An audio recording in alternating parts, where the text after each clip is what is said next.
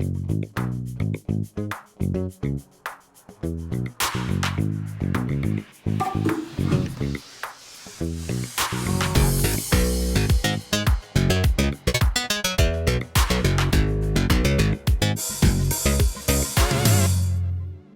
day, everybody. Today's episode brought to you by with the Oyutlor company, because we partnership with them this month.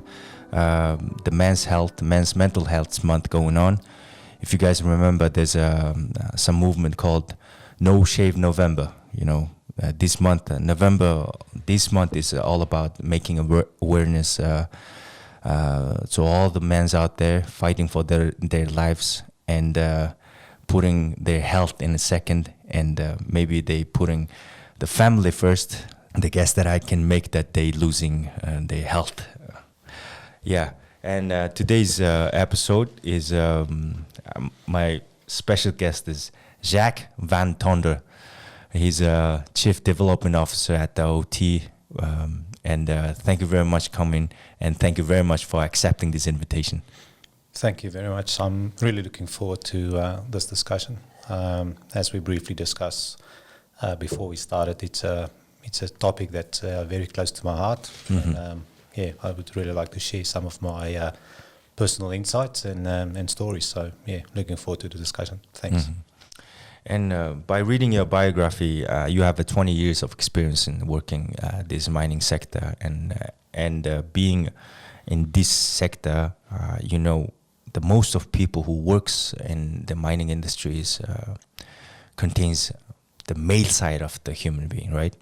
And working with them requires a different approach, I guess. And the mining sector is it's a very different sector, which asks different skills and different form of working. You know, what I know is people who works in OT, they go to the mining site and takes like 14 days over there, and some more than 14 days, and comes back and lives with their family with the 7 days. And this is totally different lifestyle. And how do you see those people? What is the first requirement mentally to be over there, be a part of OT mining company? Yeah, so firstly, I think I need to clarify that, I've started in the mining industry, as you said, more than 20 years ago. Mm-hmm. And the mining industry has actually changed quite significantly in the past 20 years since I've started. Mm-hmm. And also the question related into how long people are away from work, that has actually changed now, that people are not on site for 14 days and then home for 7 days. They're actually on an even time roster where they actually spend 14 days on site and 14 days at home. Oh, so equal time roster. So mm-hmm. so I actually think that is a really good roster for team members to be, because they spend a significant amount of time at home. Mm-hmm. I've worked different rosters throughout my career.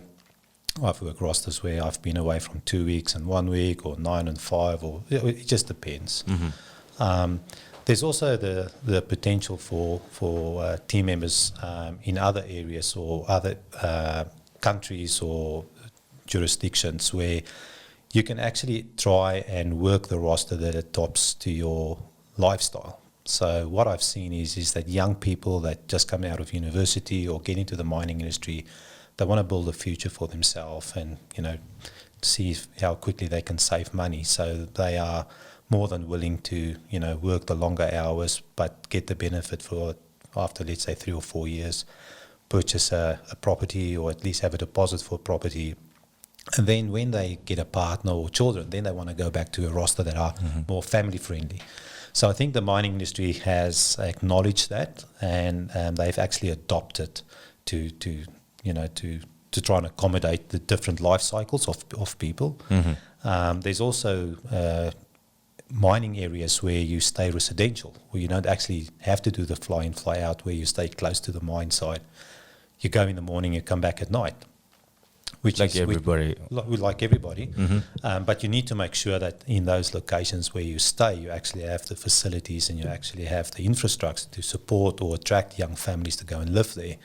And from my personal experience is, if you've got good schooling, good hospitals, all that, then people are willing to move to smaller areas, not to stay in the city, because they know that when the kids are young, they can build a future for themselves. And then when they go to high school, or when they want to go study, or then they move back to the city, and then they go into the next cycle of work.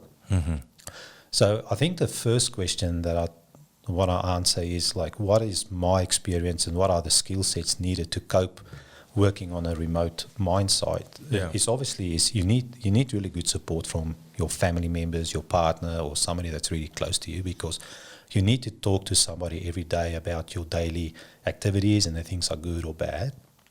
Also, it's important to engage, because we do have a lot of activities on site. It's not as if people go to site, work and go back to their room. There's a lot of social activities that we organise, a lot of sport facilities that are available for team members to engage in.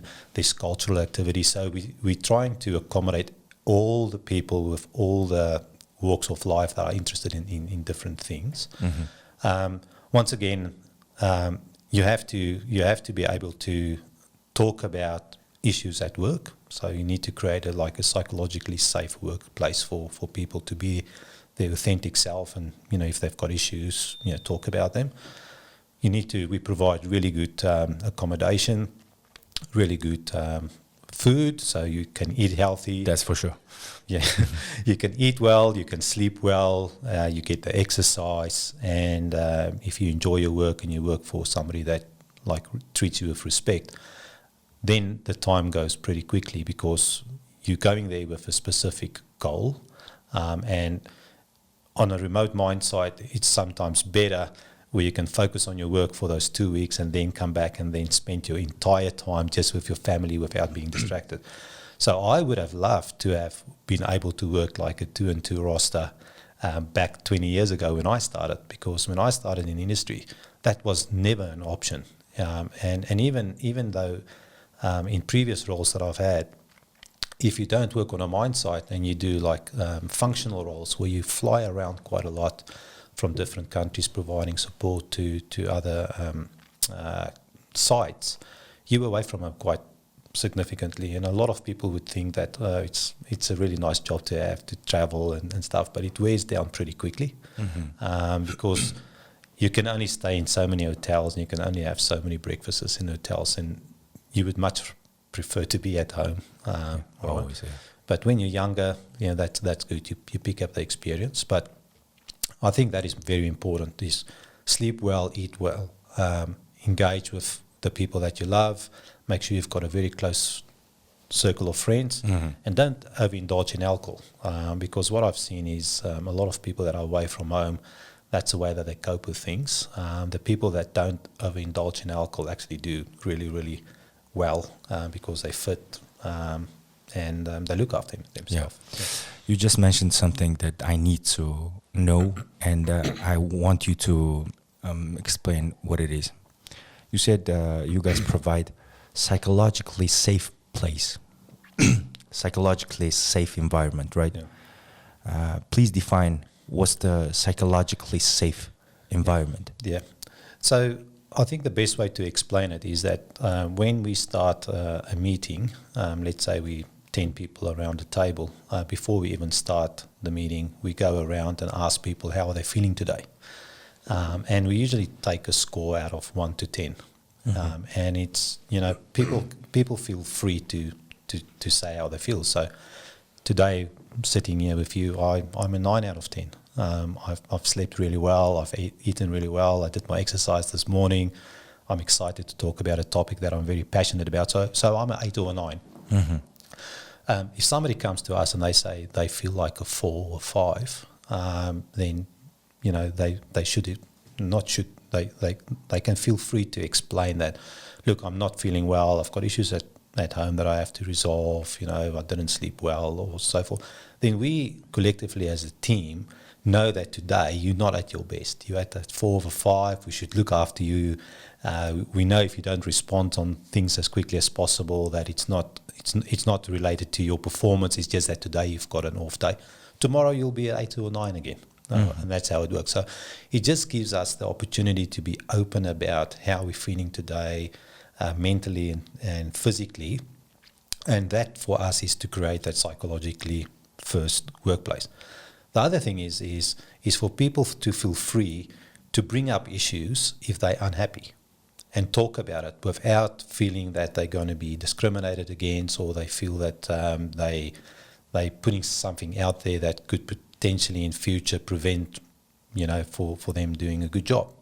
So for us, it's about giving people the opportunity to speak openly and freely about what they feel, what their concerns are, without feeling that anybody would hold it against them. I think it's the easiest way for me to explain it. I'm not a psychologist, but that's my personal experience, and that's what I'm trying to create for my team. It's a cultural journey, and it will take time. And as people start feeling more comfortable in seeing other people sharing how they feel and their emotions, I've seen that people actually start opening up. So it's a process that we're going through. It's a cultural journey, but I'm very, very proud that our organisation is working really, really hard at that, and especially in the mining industry, because the mining industry is seen as a very stoic, very tough industry to be in. But, they're actually taking the lead role in this. So I'm very, very proud that they're doing that. Mm-hmm. And I'm about to touch something nice to touch, something not nice to touch.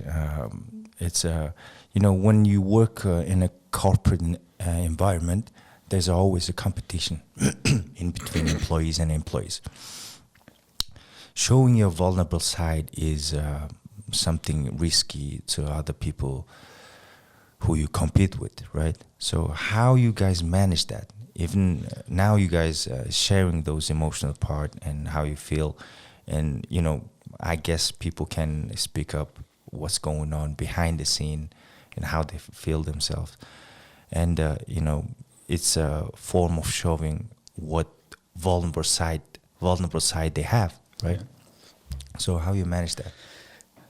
Yeah, for me, the way people get promoted or incentivized is around the quality of the work that they perform, not around the emotions that they share. I've actually seen people perform better in their work because they feel that there's a burden lifted from them because there was something that bothered them. Mm-hmm. An obstacle has been removed, and they're actually performing better. So you will always have competition everywhere in life, but you don't get measured on by sharing your emotions or sharing your feelings. You actually get promoted or incentivized because you're actually doing a good job. You've got a task to do. You've completed it at a very high quality and level, and that's how people get recognized, not by sharing your emotions. I've actually seen our performance actually get better because people feel that they can be their self. If somebody can't share how they really feel, I think that you've actually restricted some of their thinking and also their output. So my personal experience is that since we've started doing this, I haven't seen any drop in performance. I've seen an uplift in performance. I've seen an uplift in the engagement from team members. And if there is a competition, it's something that's underlying that hasn't surfaced in a way. But I agree with you. You will always have competition anywhere in society. Yeah. Тарих биеийн энергийн хамгийн ихийг нь зарцуулдаг. Тиймээс бид тарихаа маш сайн тэжээх хэрэгтэй. Тарихны тэжээл brain active герман чанар. Can you explain to us what's the disadvantage of hiding your emotions and hiding what's going on with your life, not in the workplace, maybe in your background life, that someone who cannot see what's going on, as I mentioned, the vulnerability that you have. Yeah. My personal experience or my thoughts? Please relate with the personal experience. Yeah. Okay. Firstly, before I answer on my personal experience, I think if you suppress your emotions, you build up things that at one stage or another is going to come out in the wrong way. In the wrong occasion, you might use words that are not appropriate at the time, and you might tell or do something that if you reflect on it, you say, you know, I should have addressed this issue previously, and now it's blown up to something that is a lot bigger than what it is. Okay, so that's one. My personal experience about suppressing your emotions is most probably a bit more deeper in that I've got a family member that committed suicide because, you know, he struggled to express his concerns or emotions and so forth. And what it leaves you is, as a close family member or somebody that's really close to that person, you feel a sense of guilt because you think that you could have done something better. Mm-hmm. Maybe if you saw the signs earlier, you could have addressed or helped that person. But I actually think if you suppress your emotions, you can make yourself physically sick because stress is not good for you. And I think there's, like, I'm not a scientist, but I think stress causes a lot of other physical issues that you might have. So I think suppressing any of your emotions and not talking about exactly how you feel can never be a good thing. I think the challenge that you have then is how do you express it and who do you express it to? Because that's what we struggle with as men, because we always feel that nobody wants to hear your problems. And secondly is if you talk to anybody close to you, they think that potentially you're weak, or, you know, they just don't have time for you. So I want to encourage men to start talking, because the more you talk, the more the emotions get out there, the more people know about you, and the more they can support you. Mm-hmm. So that is my personal experience. Also, I did military service as a very young man when I was 18, 19. In the military, there's very few people that show emotions. But what manifests after that is that when people completed their military service, then when they have to go back into the community, they find it really difficult. The suicide rate for people that has done military service and have to go back is really, really bad. And the reason for this is because there's no coping mechanism for them. They can't talk to somebody. There's no organisations that really support them. Mm-hmm. So back in Australia, I'm part of a military veterans organisation where we get together once a month. We just go for like a casual run in the morning. We have breakfast, and then everybody just sits around and actually talk to each other. Like, how are you going? Like, how's the family going? Is there anything we can help you with? And so forth. And there's other things that they've set up as well, which they call like, I'm not sure what would be the equivalent in Mongolia, but they've got what they call like a shed or a man shed where people can get together once a month, every weekend, where they can work on their hobbies with other men and talk and learn new skills and so forth, just to have those social interactions so that people that are struggling with mental health issues don't isolate themselves. So that is a couple of things that I've been engaged with and find really helpful. Mm-hmm. Yeah. I'm sorry for asking this, but this part is very unique, and I need to know. You just mentioned that you lost someone because of the suicide, and what was his condition? And now, like looking back during his life when he was alive, last days he was with you guys. Did you guys recognize something that indifferent than normal? And what was those moments, the last moments of someone who's going to suicide?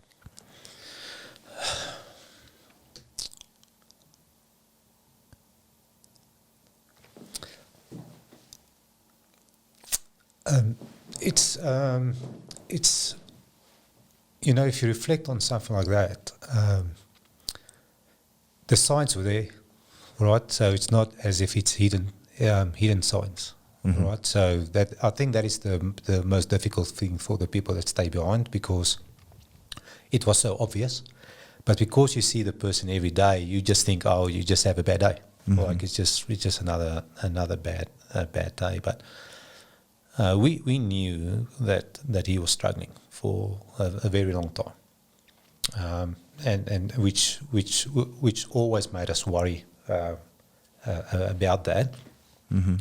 But on reflection, is my personal experience is I used to catch up quite regularly with him after work, and have a discussion and so forth. But I think the week leading up to that, on reflection, is he did say a lot of goodbyes to people, like not like goodbye as in just goodbye. It felt like he was saying it for a reason.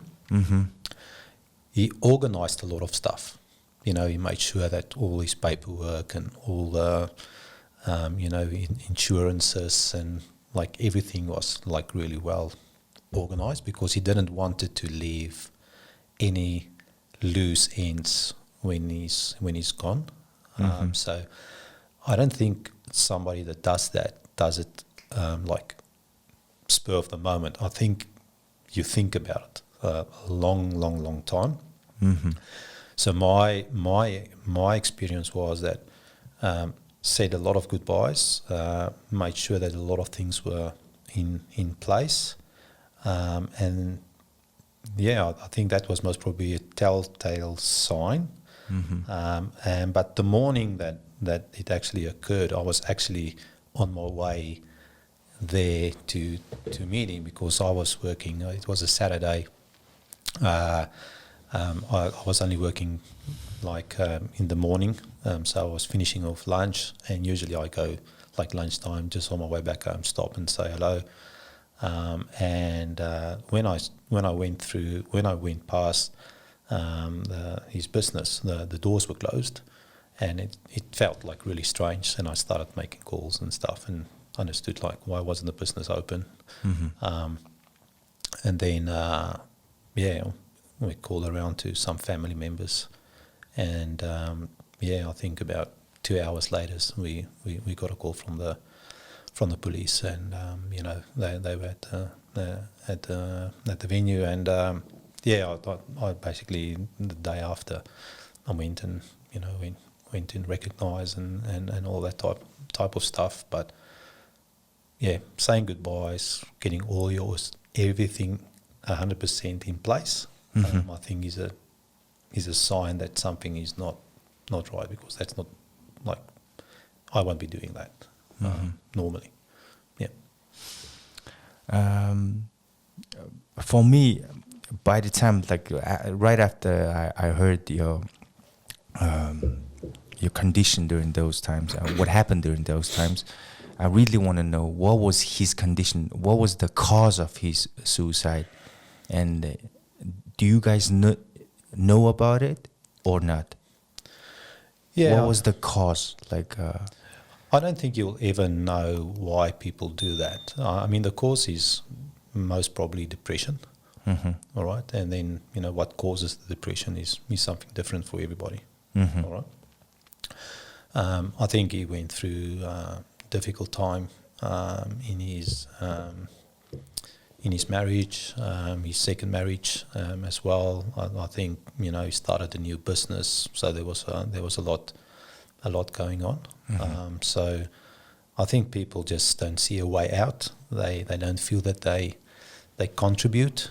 And I think finally, I think people think that the world or the people close to them will be better off if they're not there, and that's why people do that.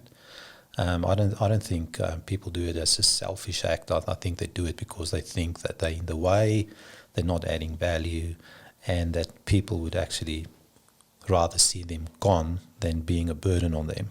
I think that is most probably it, but I don't think you will ever know what somebody does that. What is resiliency for you? Being resilient, what is for you? Yeah, resilience for me is and it's actually something that I always, as people ask me, what I think is my strength, I always say resilience, but it's also sometimes a weakness. So resilience means that you can deal with the daily things that life throw at you and still keep on going on. All right? Mm-hmm. Doesn't matter how bad things get or, how bad the environment is, you still get your job done. You still do what you're supposed to do. But it depends on that and what is the cost of doing that. All right, you can maybe do it for 1 day or 2 days, but if you just build up that resilience that whatever life throws at you, you can handle. Physically, you can maybe handle it, but mentally, I think it will start wearing you down at the end. So for me, the resilience, the easiest definition for you to explain, for me to try and explain my definition of how I'm resilient is to, whatever things get thrown at me, I'm still able to perform. I'm still able to get my work done. I'm still getting my exercises done. I'm still able to spend time with the people I want to spend time with. But if you're not resilient, then you break down. If things go wrong, you can't do your daily task. You can't actually do your work. You want to sit on a couch. You don't want to do anything. You're not productive if you don't have the resilience. And my personal experience is that if you want to build up that resilience, is you need to have certain tool sets to deal with that. And from what I've found that works for me is to do my exercises, to do the sleep well, not to overindulge in alcohol, and then also have really close people that I can talk to. That if I have an issue, I can say, look, I'm struggling with this part. What's your thoughts? Can you give me some insights? You should be humble enough to say that you're not coping and you're not doing well today. You're not doing well at something that people think you are doing well at. And then what I found is that if you reach out to the right people, it's amazing how much energy and support you actually get there. But you need to have the courage and the humility to actually reach out.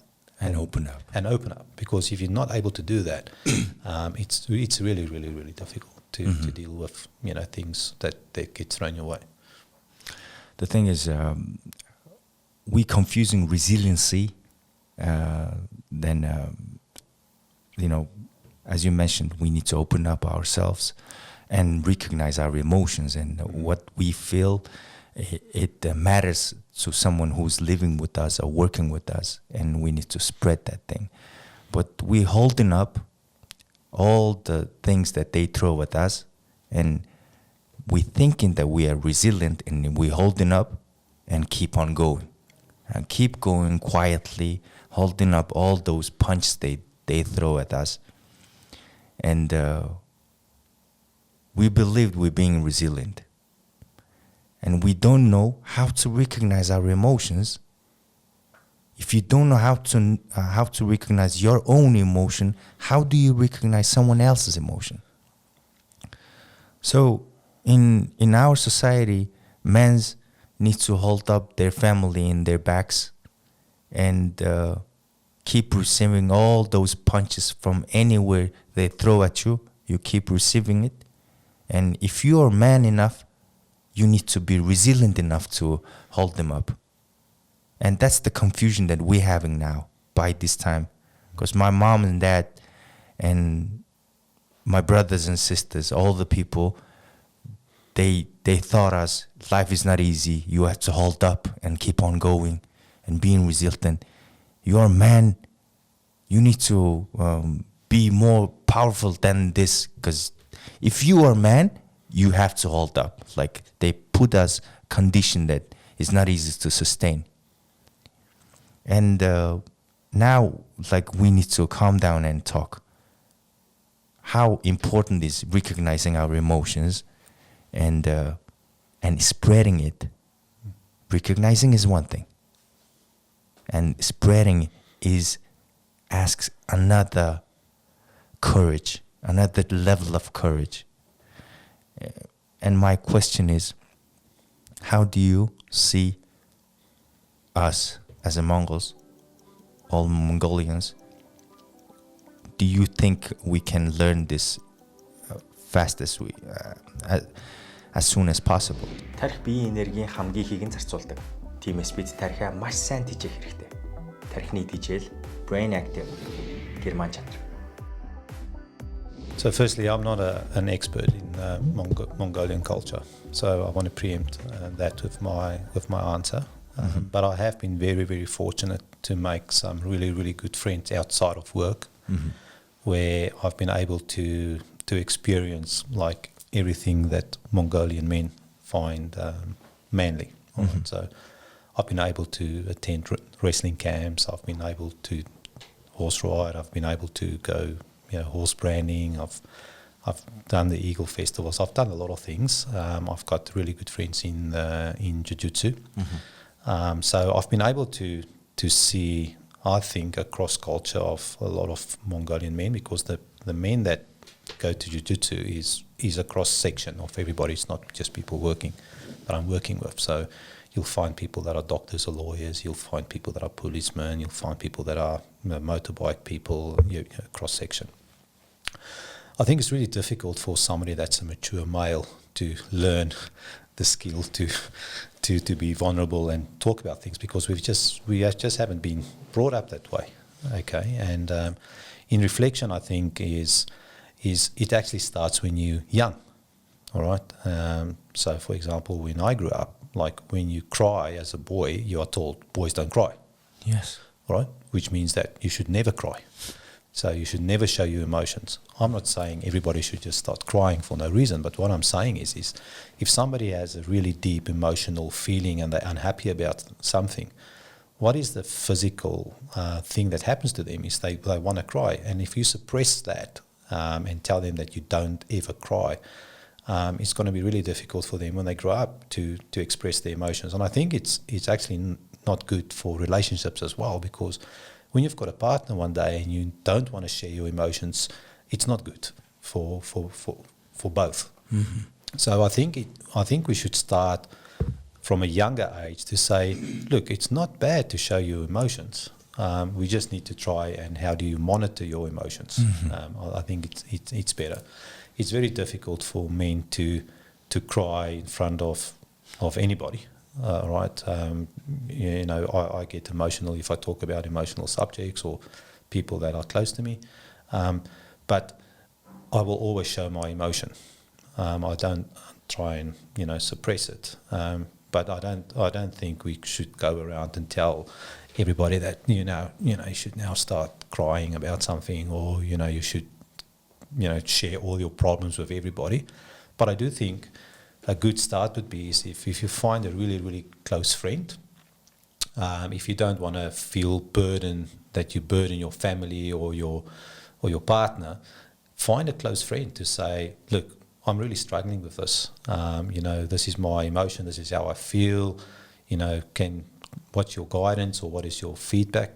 Sometimes I don't need somebody to give me advice. I just want somebody to listen to me and talk to me. And then, I feel, 100% better. So I think start young, change the culture that if you show your emotion, it's a weakness, because it is not. And then find somebody that you can trust to share your emotions with. And then I think, lastly, just to share with you is some of the most respected men that I've met in my life, that if you don't know them, you will think they are very stoic, they are very professional, they never show their emotions. But the reason I've got respect for them is because I've actually seen their emotional side. They haven't shown it to everybody, but they are very, very, very strong, manly men. But what makes them manly and strong is because they can also have a vulnerable side to them, and they can also show their emotions in the right circumstances, under the right conditions. I think that would be my advice. Mm-hmm. Do you go to psychologists? No, I've never visited a psychologist, but I do have very close friends, maybe 2 or 3. I would say 2 really close friends that if I'm struggling with issues or making life decisions, I would give them a call and say, hey, you've known me for 40 years. I have to make this decision. I'm really struggling with this. This is my current emotions. This is how I feel. If you were in my shoes, what would you do? All right. So, and sometimes I will talk and they won't answer, and then it turns out that I've actually given the answer to myself. So which is funny, is because they say, okay, so why did you call me? I said, well, I just wanted you to listen, because this is my thought process. I went through it, but anyway, thanks for the call. But I've made up my mind. I got to the solution. But thanks for being there. That's sometimes all you need. But no, I personally hasn't been to a psychologist. No. Hey guys, it doesn't mean that you don't have to go to psychologist. Jack has that two friends, is more than one psychologist who listens and knows how to respond to him. Yeah. Over time, they made this bond, Yeah. So if you have that two friend like him, don't go. But if you don't have them, don't give a doubt. Just go to see a psychologist. Have one. Yeah. See? Exactly. So I think. The advantage that I have is I've got two friends that know me for 40 years, so that is 80 years of experience. I don't think one person will be able to get like 80 years of experience with me, but I do agree. If you don't have someone like that, psychologists are not there to analyze you or tell you there's something wrong with you. I think the role of a psychologist is there just for you to talk to and being able to share that. There's nothing wrong with you to talk to a psychologist as well. And sometimes people don't want to talk to a psychologist, they want to talk to a spiritual leader or what they believe in, whatever works for them. But if you really think that you're struggling, really, really struggling to get hold of your emotions and don't understand what's going on with you, yes, then a psychologist that is a professionally trained person that knows what are the steps that you can go through to help you is the best option if you don't have somebody close. Mm-hmm. That's valuable information just you gave. I hope my audience will understand this and execute as it is. It's been a while since you came in here in Mongolia. It's been 2 years, right? More than 2 years. 2 years. 2 years. Yeah. So what was your first impression when you arrived over here? Yeah, so I have to preempt it that when I came here 2 years ago, it was not my first time. I've actually been in and out of Mongolia since 2014 in various roles. So I've been really fortunate to see the country develop since 2014 to now. I was offered a role back in 2014, but I didn't take up the opportunity because my son was in high school. I didn't want to take him out and break his education and obviously make sure he gets into university. But Mongolia has always had a special place for me, so when this opportunity came up, I took it. So my first impression is I was blown away, like everybody else that's come here. All the expats that come here is just amazed about the friendliness of the people, the culture, the mystique of the country, especially during summer. If you can get out, the nature is just amazing. So for me, everything here. It's interesting because people always ask me, they say, Jacques, you know, if you go to Mongolia, you're going to eat a lot of meat. And I just laughed. And I said, I'm from South Africa. I don't think there's a country in the world that eats more meat than us. So, no, I love this country so much. And one of the things that I do want to leave behind is not only the project. All right, I want to leave something behind more than that. I want to contribute to the community. I want to contribute to men's health. I want to contribute. I don't want to be somebody that just comes here and takes something. I want to leave something here, and I'm so in love with this country. I might even stay here forever if I can. So I just love Mongolia. Wow, I really appreciate that you feel and think that way about us, and I want to know the discipline. I think you mentioned it, since 18 and 19 years old, you went to the military. And I think since that time, the discipline started forming on you, right? And now, what is the most important disciplines that you have in daily basis that you follow up? And, this country has a very young population. And now is very good timing to let them know what is the life disciplines that you should know to grow up, especially when it comes to man. You know, doing something once is one thing, but doing that thing every day, seasonally, annually, maybe decade, that's the different thing. It requires discipline. So I believe you have formed very great disciplines. So I need you to share with us. Yeah, I'll most probably start off by just explaining my daily routine, and I do a lot of reading, and I watch a lot of videos as well for self-improvement. And I think when it comes to discipline, Mike Tyson, the ex-boxer, used to say, you know, doing something you hate like you love it. All right, so that is really important to be able to do. For me, the discipline as well, things that I've learned from the military is obviously waking up very, very, very early, getting a lot of stuff done before 8 in the morning, so you feel actually a sense of accomplishment before everybody else has actually stood up. So that is the useful. Winner mentality that you have in the morning. Yeah, because if you do something in the morning, you already feel like you've accomplished something. I also have like a bucket list item, like at the end of the year, I always write down what is my 1 year, 3 year, 5 year, 10 year plan, what I want to do. I always have some goals that I want to achieve. So,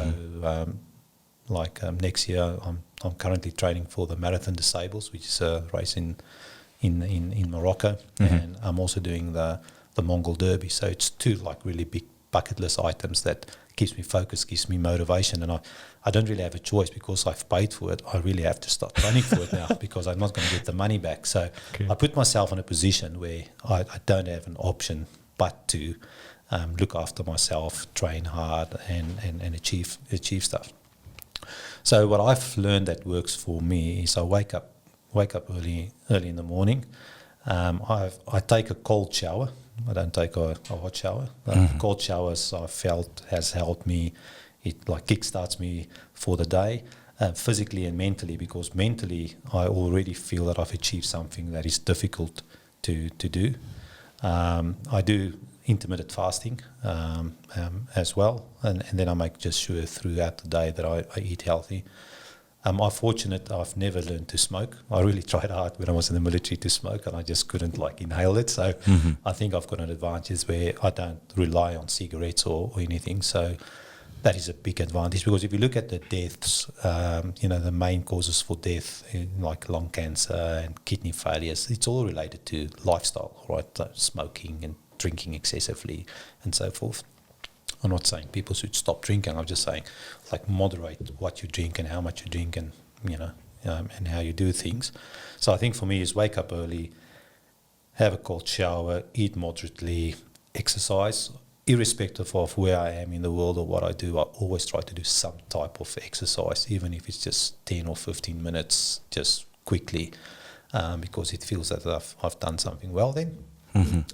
Then concentrate on my work, and then I don't watch a lot of television and stuff. I just don't have the time for sitting there and watching television the whole day. So I usually either, if I don't train in the morning, I try and train in the afternoon or after work, and then have a decent dinner, and then I try to be in bed at 10. I always try to get at least 7 hours sleep. So I think that's it. Sleep well, eat well, exercise. I don't think it's very complicated routine, and I think anybody in the world will tell you that is most probably like 80% of it. Тарих биеийн энергийн хамгийн ихийг нь зарцуулдаг. Тиймээс бид тарихаа маш сайн тижээх хэрэгтэй. Тарихны тижэл brain active герман чанар. Okay, Jack. Today my morning started very great because of you. I just spoke with you, and you are older than me, and you have so much experience, and I was wondering what to do in certain topics, and now even I knew those things will help me, but sometimes the reminder needs to come from somewhere that didn't expect. It came from you. And I hope my audience will catch all this information and spread it, and especially use it and make something out of it. And that's what I want. And thank you again for coming to us and then shared all this information. I hope this one will happen again. Yeah, well, thank you. As I've said in the beginning in our discussion, it was something that I'm really passionate about. I think we can talk about this subject, for hours and hours and hours. And, it would be good if you can have more men around the table. Yes. Talking about it, and just not one-on-one discussions, because I think the discussions will just become richer and richer and richer, and you'll learn more and more experience. I mean, the purpose of me coming to talk to you today is not to try and tell people what to do or, the advice. Like I said, I'm not a psychologist. I'm just glad that I was able to answer some of your questions and just say what works for me and my life experience. And I'm sure there's millions and millions of stories that are more interesting or more beneficial to people, but I hope for the time that I've spent with you, I was adding some value to your audience. And once again, every time I've talked to people about this, anybody can feel free to contact me as well and talk to me personally. I think I'm pretty easy to get hold of. I don't think any of my emails or phone numbers are top secret. Mm-hmm. So if any of your audience members want to have a coffee or want to have a catch up or just chat, I'm available for that. But I'm looking forward to have a follow-up discussion with you as well. So thanks for the opportunity. Thank you again. Okay, guys. За би эндээс нэхлээ монголоор ярьч та. Ер нь бол бидний өнөөдрийн ярьсан сэдв бол та бүхэнд бүх зүйлийг бүрэн зургаар нь ойлгуулахад бол хэцүү. Гэхдээ танд ямар ч лсэн энэ сэдв чухал гэдгийг сануулад тэгээд энэ өнөөдрийн яригдсан сэдвүүд дээр өөрөө бодож нэг үзээд үйлдэл хийж нэг үзээсэй гэдгийг л бид нэр хүсэж энийг хийж байгаа шүү. Тэгээд эрчүүдийн эрүүл мэнд энэ нийгэмд ямар чухал болохыг та бүхэн надаар хэлүүлдэхүү мэдж байгаа бах. Яагаад тэгэхээр энэ нийгэм чи угаасаа хоёр хүүсээс бүрдсэн байгаа. Эрэгтэй эмэгтэйгээ байглаасаа ингээд ялгаатай төрсэн байгаа. Тэгээд эрчүүд дээр бид нэр ирдэг дарамт нь ямар хэм хэмжээтэй байдгийг та бүхэн яг суугаад бодоод үзэх юм бол өндөр байдаг. Гэхдээ энэ дарамтаас улбаатаагаар өөрт тохиолдож байгаа сэтгэл санааны мэдрэмжүүдээ бусдад хуваалцахгүй байхын аюул ямар байдгийг та бүхэн өнөөдрийн ярианаас анзаарсан баг. Тэгээд бид та бүхэндээ жаргалыг хүсэж байдаг. Гэхдээ энэ жаргалыг та амьд байж иж мэдэрнэ. Гэхдээ олон зүйлийн балансыг олж иж энэ жаргалтай та очих байх. Тэгээд би хэлдгээрээ хэлье. Дараагийн дугаар хүртэл баяртай. Тань жаргалыг хүсье. За та бичлэгийн төгсгөлд ирсэн байна. Бидний бэлтгэсэн мэдээлэл танд хэрэг болсон гэж найдаж байгаа шүү. Мэдээж амьдралын маягтай холбоотой өөрчлөлтийг иймэрхүү төрлийн мэдээллийг авмагцаа шууд өөрчлөн гэдэг бол худлаа. Танаас хүчин чармаалт, тууштай байдал шаардах болно. За, тууштай байдал гэснээс бидний бэлтэж байгаа мэдээллийг цаашдаа үргэлж авахыг хүсэж байгаа бол манай YouTube хуудсанд заавал subscribe дараарай. Хажуу талд нь байгаа хонхыг дарчих юм бол орж байгаа мэдээлэл цаг тухайд нь танд notification хэлбэрээр очих болно. Тэгээд хизээ орон төдий та мэдээлэл авах боломжтой. Энэ нь танаас ямар нэгэн үн төлбөр авахгүйгээр нэгдхийг урьж байгаа зүйл шүү.